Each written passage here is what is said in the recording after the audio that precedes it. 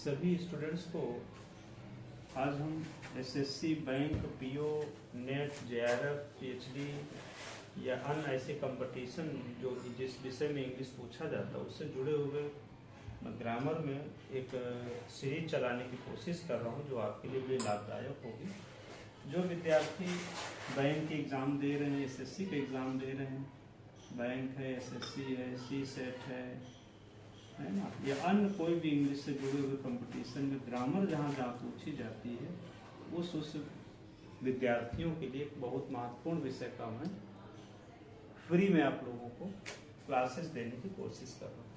तो आज का मेरा जो पहला चैप्टर है ये पार्ट्स ऑफ स्पीच। देखिए, बहुत से विद्यार्थियों से मैंने पूछा कि पार्ट्स ऑफ स्पीच क्या होता है, तो उनको ये पता नहीं कि पार्ट्स ऑफ स्पीच क्या होता है। ठीक है, इसके मीनिंग्स कभी नहीं पूछी जाती, लेकिन हमें वास्तविक जिस विषय में पढ़ रहे हैं उसका ज्ञान तो हमें ठीक होना चाहिए। इसको बोलते हैं शब्द भेद। क्या बोलते हैं? शब्द भेद। ये होता है पार्ट्स और ये होता है स्पीच। इसके शब्द भेद यानी कि जो शब्द है उनमें क्या अंतर है, तो इसको number of parts of speech बोला जाता है। ये कितने प्रकार के होती हैं? इनकी संख्या 8 होती है, जिनको हम आगे चल के noun, pronoun, adjective, verb, adverb, conjunction, preposition, interjection के नाम से जानते हैं। अब इनको संक्षेप में बताएं तो इनसे जुड़े हुए question SSC, bank, PO, NET, JRF, C SET में बहुत से क्वेश्चन पूछे जाते हैं। उन क्वेश्चन को क्वालिफाई करने के लिए हमको ग्रामर का बेसिक ज्ञान होना आवश्यक होता है, क्योंकि जिसको रूट वर्ड से हम आगे बढ़ते हैं वही हमारे ज्ञान काम आता है। ठीक है, तो नाउन को हम बोलते हैं संज्ञा, प्रोनाउन को बोलते हैं हम सर्वनाम, एडजेक्टिव को बोलते हैं हम विशेषण, एडवर्ब को बोलते हैं क्रिया, एडवर्ब को बोलते हैं क्रिया का विशेषण, और कंजंक्शन को बोलते हैं संयोजक, प्रीपोजिशन को बोलते हैं संबंध बोधक, और इंटरजेक्शन को बोलते हैं विस्मयादि बोधक। अब इनके कुछ रूट वर्ड हैं या कुछ संक्षेप वर्ड हैं जो हमने तैयार किए हैं आपको।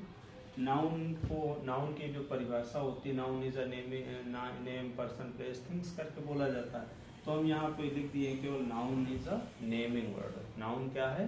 केवल एक नेम, यानी कि नाम जहाँ पर भी मिल जाए उसे हम नाउन कहते हैं। ठीक है, इसी का उपनाम हो जाता है तो इसका कोई मतलब नहीं हुआ। अब आता है विशेषण, तो इसको हम बोलते हैं क्वालिफाइंग वर्ड। किसी को भी क्वालिफाई करने वाले शब्द को हम क्या कहते हैं? एडजेक्टिव। ठीक है, अब क्रिया वर्ब किसे कहते हैं? इसको बोलते हैं एक्शन वर्ब। ये ग्रीक वर्ड में वर्बम नाम से बना है, जिसका मतलब होता था एक शब्द, लेकिन यहाँ पे हम बता रहे एक्शन। क्रिया का मतलब क्या होता है? एक्शन। एडजेक्टिव का मतलब होता है वर्ब क्वालिफाइंग, यानी कि एक्शन को जो क्वालिफाई करता है उसको क्रिया विशेषण कहते हैं।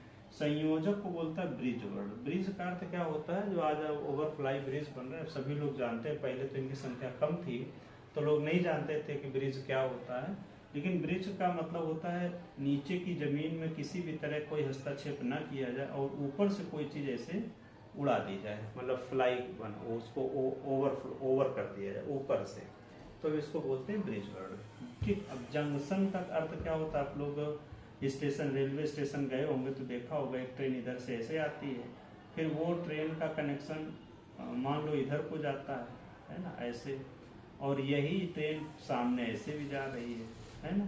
तो जहाँ पर दो या दो से अधिक जगह की एरिया के लिए, दिशा के लिए ट्रेन जाती है, उसको हम बोलते हैं जंक्शन।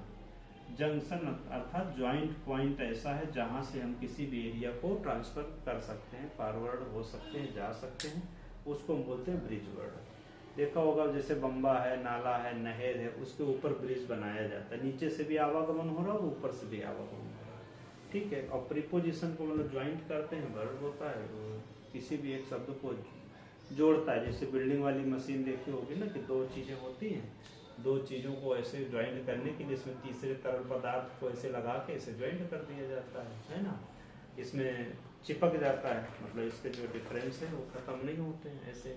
और ब्रिज में क्या होता है? ब्रिज में कुछ काटा चाटा नहीं जाता, गैप नहीं किया जाता, ये ऐसे जोड़ दिया गया, ऐसे ये जुड़ गया यहाँ से, है ना, तो इसमें डिफरेंस जो अंतर है वो खत्म हो जाता है, गैप नहीं रखा जाता। ब्रिज और प्रीपोजिशन, कंजंक्शन और प्रीपोजिशन में इतना ही अंतर है कि इसके गैप को बरकरार रखा जाता है, इसमें गैप को खत्म कर दिया, और ये इंटरजेक्शन जिसमें आदि बोधक होता है।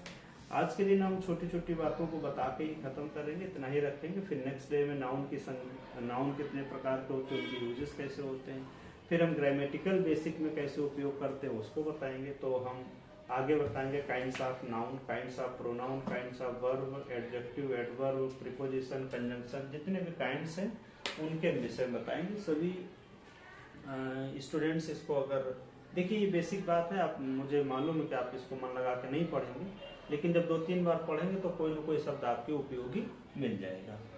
ठीक है, सभी